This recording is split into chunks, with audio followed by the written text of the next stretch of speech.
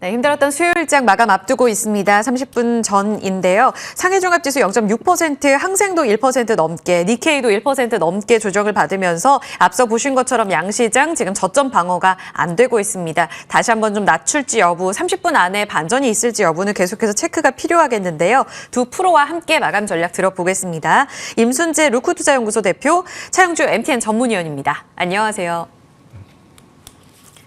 자, 시장 이야기부터 들어보겠습니다. 오늘 이렇게까지 빠질 일인가? 선물 시장에서도 만기약 넘게 매도 물량이 좀 출회가 되고 있거든요. 미중 악재로 그 원인을 해석하고 계시는지, 매크로 변수 안에서 환율은 또 한 번 1340원 목전까지 갔어요. 임 대표님, 네. 오늘 어떻게 보셨어요? 많이 심각한 건가요? 일단은 뭐 중국 관련된 부분이 가장 크다라고 보시는 게 더 맞지 않을까 싶습니다. 네. 뭐 어저께 이제 중국의 이제 내수 그 소비 지표들이 이제 예상을 이제 하회를 하면서 전반적으로 이제 투자 심리가 좀 위축이 됐다라고 보시면 될 것 같고요. 뭐 국내 같은 경우는 뭐 지금 수출 비중 중국 수출 비중의 18%대까지 이제 내려가긴 했지만 여전히 가장 큰 이제 수출 시장이다라고 보시면 될 것 같고요. 그러다 보니까 중국에서 경기가 계속 살아나지 못한다라고 하게 되면 국내 기업들의 수출도 계속 좀 부진함이 이어질 가능성 충분히 있다라고 보시는 게 어떨까 싶습니다.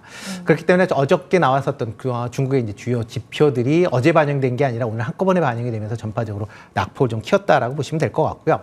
여기에 이제 미국 같은 경우도 뭐 경제 지표상으로 보면 상당히 이제 어저께 긍정적으로 나왔다라고 보긴 하지만 일단 뭐 미국을 제외하고 뭐 중국이나 유럽에서 계속 좀 부진함이 이어진다라고 하게 되면 미국 시장의 이런 호황도 계속 이어질 수 있겠느냐라는 그런 얘기도 다 나온다라고 보시면 될 것 같습니다.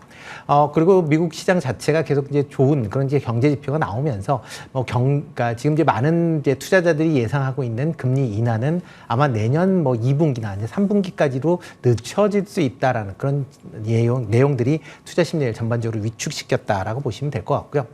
그래도 이 와중엔 또 테마별로는 또 움직이고 있습니다. 뭐 대표적으로 지금 초전도체 뭐 얘기가 뭐 이래저래 나오곤 있지만 뭐 관련돼서 오늘 또 다시 강한 그런 모습을 보이고 있듯이 시장 자체가 어떻게 이제 주도주가 없는 그런 상황이다 보니까 테마성 이런 이제 종목으로 순환매가 좀 더 지속될 가능성이 있다라고 보여집니다. 그들이 올라온 것은 여전히 테마성의 흐름이었다 해석을 하셨군요. 알겠습니다. 차 의원님도 오늘 어떻게 보셨는지 사실 지수가 지금 지지선이 이탈됐잖아요. 코스피 121선, 코스닥도 61선이 깨고 있는데 고점 대비로 코스피는 5%, 코스닥은 8%가량의 조정권입니다. 이제 본격적인 조정의 서막인가요? 아니면 건강한 조정도 있고 다시 또 추세는 흔들리지 않는달까요? 그러니까 지난 월요일만 하더라도 건강한 조정 중에 있다라고 좀 생각을 했습니다. 우리가 네. 이제 나름대로 지지선이 있는 상태에서 주봉으로 보면 좀 기간 조정의 상태가 아니겠나라고 말씀드릴 수가 있겠고, 우리가 이제 주도주군들 같은 경우도 조금 변동성은 있지만 그렇게 변동성이 한 방향으로 쏠리지는 않았었기 때문에 건강한 조정 정도로 생각을 했었습니다만, 오늘 일단은 말씀하시는 것처럼 주요 지지선을 이탈한 상황이기 때문에 이제 조금 긴장해야 되는 상황인 것 같아요. 그리고 우리가 이제 단순하게 지표상, 그러니까 이제 차트상의 내용도 중요하지만 이런 것들을 나타내게 된 원인도 지금 상당히 좀 심각해졌습니다. 첫 번째는 일단 중국이 갑자기 부도 이슈가 나왔었죠. 월요일 날도 없었던 건 아닙니다만 이게 점점 구체화되고 있고 한두 기업이 아닐 것이다라는 또 얘기들이 나오면서 환율이 움직이고 있죠. 환율이 1340원대까지 움직였다라고 보여지면 이거는 좀 심각한 겁니다. 여러분들 환율이 이렇게 그 원화 약세 쪽으로 움직이게 된다면 외국인들이 움직일 수가 없어요. 판단을 내릴 수가 없습니다. 어디서 멈추느냐 때까지는 외국인들이 판단 내리기 어려운 상황이니까 외국인들이 지금 들어오지 못하는 거죠. 그리고 두 번째로 또 봐야 될 것은 뭐냐면 미국의 또 상황이에요. 미국 같은 경우도 지금 그동안에 6개월의 상승 이후에 단기 조정을 나타내고 있는데, 지금 우리가 이제 피치사 같은 경우 주요 은행들에 대한 신용등급 경고를 내렸죠. 지난번에 우리가 5월 달에 경고를 나타낸 이후에 중소은행들에 대한 신용등급 하락이 있었지 않았습니까? 이런 것처럼 지금 만약에 이렇게 된다라면, 자, 이게 어떤 문제를 발생하는지 한번 간단하게 말씀드리면, 미국 같은 경우 기준금리보다 10년물 채권금리가 더 낮죠. 그러니까 기준금리는 5.5인데 채권금리는 뭐 4.7 정도 되니까 실질금리가 더 낮은 수준이에요. 그런데 미국이 주요 은행들의 신용등급이 떨어진다라면 그들의 조달금리가 올라가죠. 그들 같은 경우 채권을 발행해서 금리를 자금을 운용하는 거 아니겠습니까? 신용등급이 떨어지면 채권의 발행에 대한 이자가 들어가야 되니까 조달금리가 높아지죠. 그러면 그게 어디로 전가될까요? 기업으로 전가된다라는 거죠. 우리가 그동안에 이제 미국이 연준이 금리를 올렸었던 것들에 대해서 기업들이 그렇게 크게 반응하지 않았었던 것들이 명목금리와 실질금리 차이의 갭이 컸었어요. 그런데 이제 실질금리가 이제서야 오르기 시작하는 겁니다. 미국은 기준금리를 이제 한 차례 정도 올리거나 피벗에 대한 기대감이 있습니다만 실질금리가 이제부터 올라가기 시작한다라면 우리가 시간차 공격을 당할 수가 있겠죠. 2007년에 미국의 금리 인상이 마무리된 이후에 2008년에 서브프라임 사태가 왔거든요. 네. 우리가 긴장해야 되는 수준까지 왔다. 이런 측면에서 본다라면 지금은 예단하기 어렵다는 거죠. 한 가지 저는 국내 시장에서 가장 안타까운 건 뭐냐면 삼성전자와 SK하이닉스가 버텨주고 있음에도 불구하고 코스피 지수가 큰 폭의 하락세를 나타낸다는 거죠. 오히려 대장주가 버티고 있는데 지수가 밀린다는 것은 월요일부터 나타난 현상이지만 허리단에 있는 기업들이 주가 하락폭이 더 크다라는 겁니다. 이런 것들은 시장에 있어서 우리가 주도주만 살펴볼 것들이 아니라 허리단에 있는 그 주식들이 월요일부터 흔들리기 시작했다라는 것은 일단은 조정이 시작됐다라는 것으로 인식하셔야 되지 않을까 싶습니다. 시그널을 보셨어요. 지금 분기 실적도 반기 실적도 다 마무리가 된 이 시점에서 대외 리스크가 다시 한번 좀 겹쳐졌기 때문에 이제는 조금 지켜봐야 된다라고 말씀하셨는데 섹터 안에서의 힌트를 좀 보자면 오늘 견고했던 쪽은 초전도체, 반도체가 있었고 지수와 함께 저점을 계속 낮추는 쪽은 현재도 진행 중입니다. 2차 전지, 조선해운 항공, 로봇 AI였는데 반도체에 의미를 둘 수 있을지 차 의원님께 좀 질문을 드려볼게요. 앞서 이수연 앵커의 브리핑에서도 이야기 다뤘지만 삼성전자의 ASML 지분 일부 매각, 설비 투자 쪽으로 들어간다. 일종의 자신감으로 해석하면서 좋은 시그널일지 아니면 일각에서는 반도체 업황 회복 아직 멀었다라는 오늘 보도도 있었잖아요. 엔비디아는 또 좋았단 말이죠. 중심 어떻게 잡아야 돼요? 저는 삼성전자가 ASML의 지분을 매각한다라는 것은 우리가 이제 다양한 해석이 가능할 걸로 봐요. 보통 이제 ASML이 이게 1년에 몇 대를 못 만들기 때문에 이게 이제 노광 장비라고 그래서 미세 공정에 들어가는 장비인데 네덜란드 기업이 만든 겁니다. 전 세계에서 유일하게 지금 만드는 거고 1년에 채 10대를 못 만들 거예요. 그러다 보니까 우리가 이제 삼성전자도 줄 서 있고 엔비디아도 줄 서 있고 TSMC도 줄 서 있는 상황에서 우리가 지분을 보유함으로써 이것을 좀 가져오는 그러한 비교 우위에 있었다라는 거죠.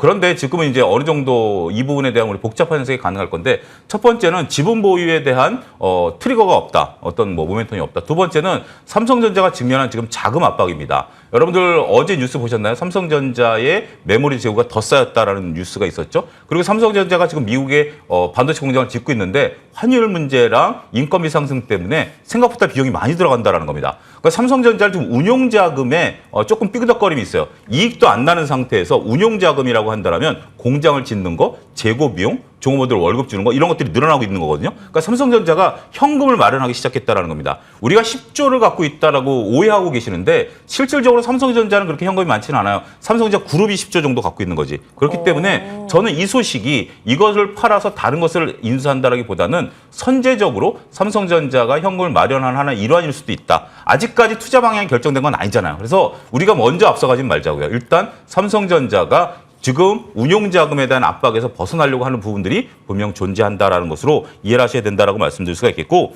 HBM과 관련해서는 지금 우리가 월요일 날 소식이 있었죠. 중동 쪽에서도 인공지능에 대해서 투자하겠다라는 소식이 있었고 이거는 지속적으로 여러 군데서 투자를 하는 것이고 그와 관련해서 다양한 하드웨어에 대한 부분들이 들어간다라고 측면에서 본다라면 저는 지속적으로 관심을 가지실 필요는 있다라고 봐요. 단지 삼성전자가 현재 지금 노광장비 업체의 지분을 매각한다라는 것이 긍정적으로 다른 것을 투자하겠다라는 것에 대한 얘기를 밝힌 건 아니기 때문에 일단 현금을 확보한다라는 건 좋아요. 불황기에 현금을 확보한다는 건 좋은 전략이긴 합니다만 이게 무조건 호재다라고 보기에는 약간의 선을 구셔야 되지 않을까 싶습니다. 그럼 엔비디아만의 상승으로 해석해야겠네요. 간밤 오늘 흐름은.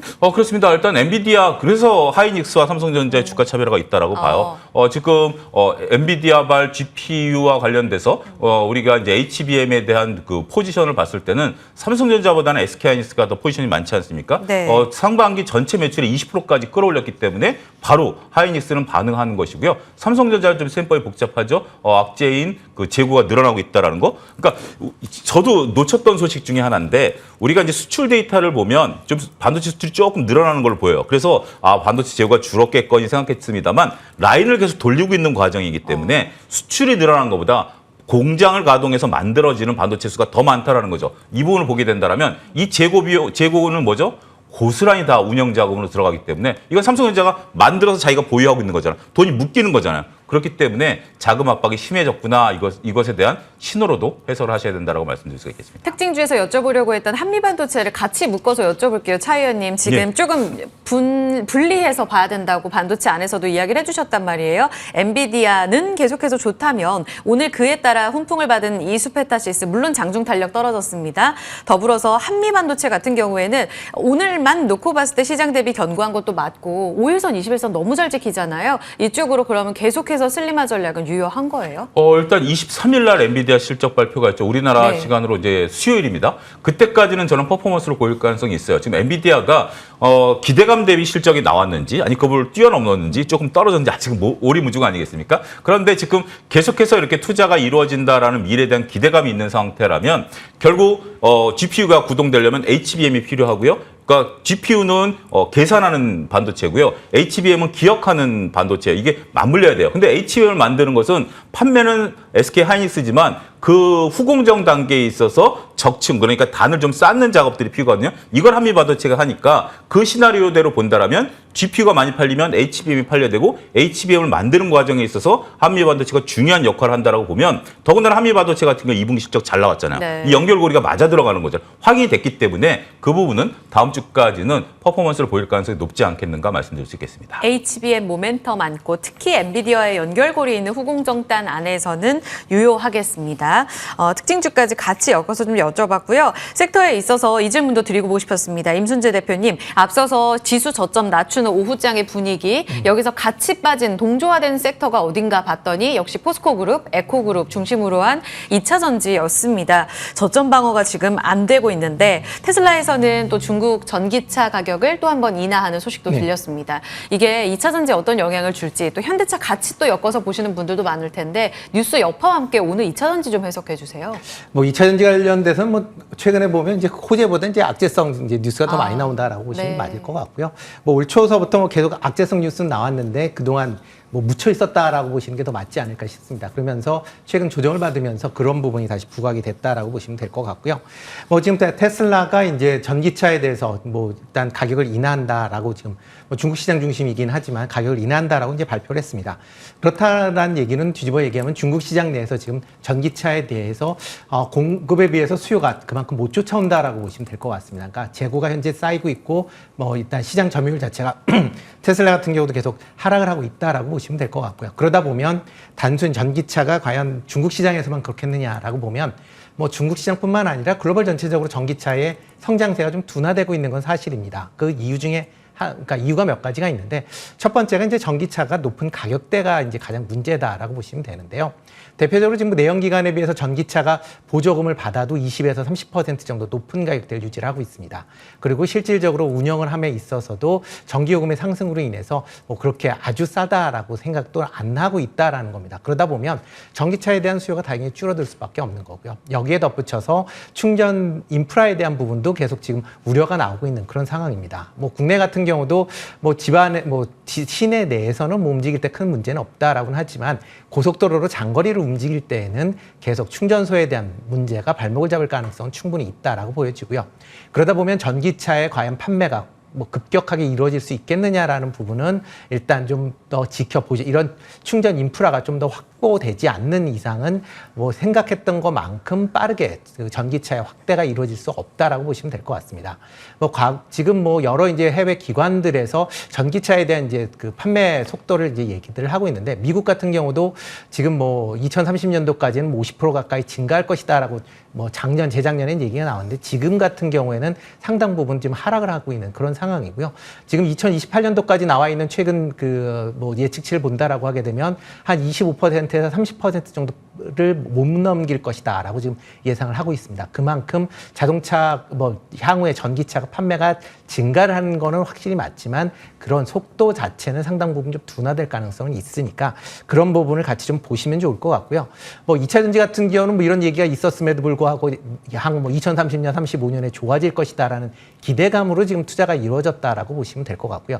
여전히 유튜브 내에서 뭐 지금 가격 싸다라고 하시는 분들이 몇 분들 아직도 계시기 때문에 뭐 그런 흐름에 따라서 어떻게 보면 2차 전지는 그런 실적 베이스보다는 그런 심리에 따른 투자 아마 그런 이제 수급에 따라 움직인다는 게 좀 더 맞지 않을까라는 생각을 해보고 있고요. 아마 뭐 개인적으로는 2차 전지가 조금 더 조정을 받을 것이다라고 생각은 하고 있지만 뭐 지금 상황에서는 일단 그러니까 순환매 차원에서 언제든지 2차 전지 쪽으로 다시 매기가 들어간다라고 하게 되면 다시 상승할 가능 여력은 있습니다만 아마 추세적으로 뭐 대세 상승이다라고 보기에는 이제는 조금은 지나지 않았을까라는 생각을 해보고 있습니다.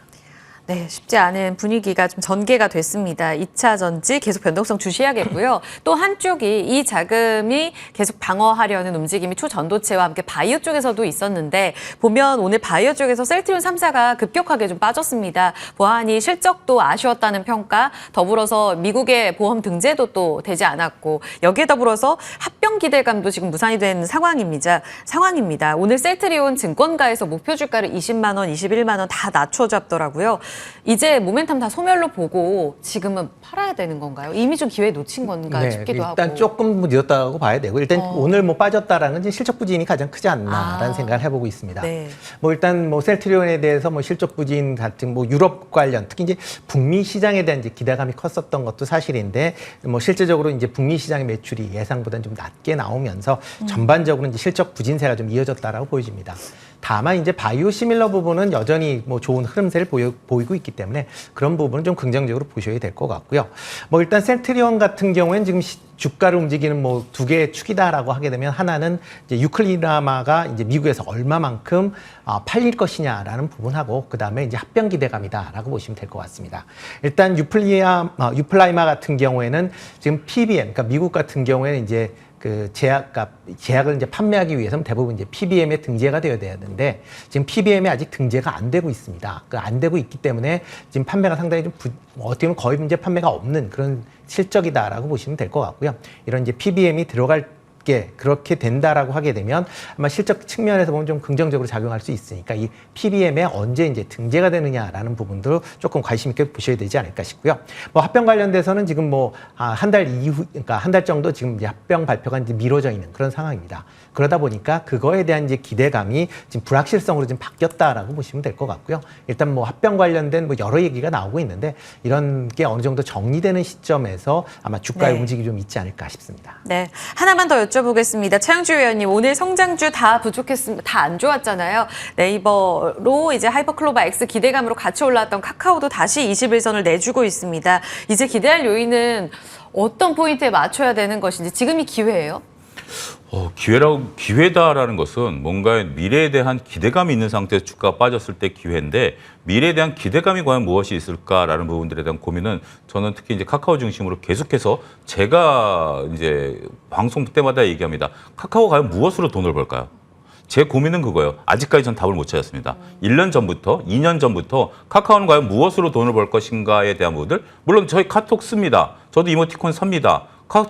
다양한 뭐 플랫폼 이용합니다. 그런 상태에서 주가인데 뭔가 새로운 게 뭐가 있냐라고 봤을 때 답이 뚜렷하지 않다라는 거죠. 물론 카카오 같은 경우도 우리가 이제 뭐 인공지능과 관련된 부분들을 하지만 이게 새로운 시장을 장악하는 게 아니라 기존 시장을 스스로가 잠식해 버리는 거죠. 네. 뭐 전 네이버의 하이퍼 클로바 X도 마찬가지다라고 보여집니다. 새로운 시장을 넘본다라기보다는 기존 시장을 잠식하는데 이걸 운영하는데 운영비는 어떻게 되죠? 더 들어가게 되는 거죠. 그렇게 된다면 기업 입장에서는 새로운 것으로 기존 걸 유지하기 위한 비용이 늘어난다면 이익은 더 안 좋아질 수 있습니다. 그런 부분들을 보면 조금 저는 냉정한 판단을 아직까지는 유지해야 되지 않을까 말씀드릴 수 있겠습니다. 네, 마지막으로 가보겠습니다. 이렇게 힘든 시장 안에서도 관심주가 있으셨을지 기회를 보셨는지 궁금하네요. 임 대표님 좀 관심주 가져오셨거든요. 네, 그 중에서 STX 중공업, 네, 좀 관심 있게 좀 보시면 어떨까 싶습니다. 뭐 오늘 이제 그러니까 그 월요일이었죠. 뭐 실적이 나오면서 뭐 어닝 서프라이즈급 이제 실적이 나왔습니다. 뭐 매출이 67% 10%, 그다음에 영업이익이 이제 300% 이상 증가한 그런 모습을 보였는데요. 뭐 일단 중소형 이제 선박용 엔진을 만드는 회사다 보니까 전방 산업인 조선업이 좋아지면서 실적이 개선됐다라고 보시면 될 것 같습니다. 여기엔 최근에 이제 HD 이제 한국조선해양으로 인수가 되면서 이제 HD 한국조선해양 내에 이제 현대중공업과의 이제 시너지가 기대가 된다라고 보시면 될 것 같은데요.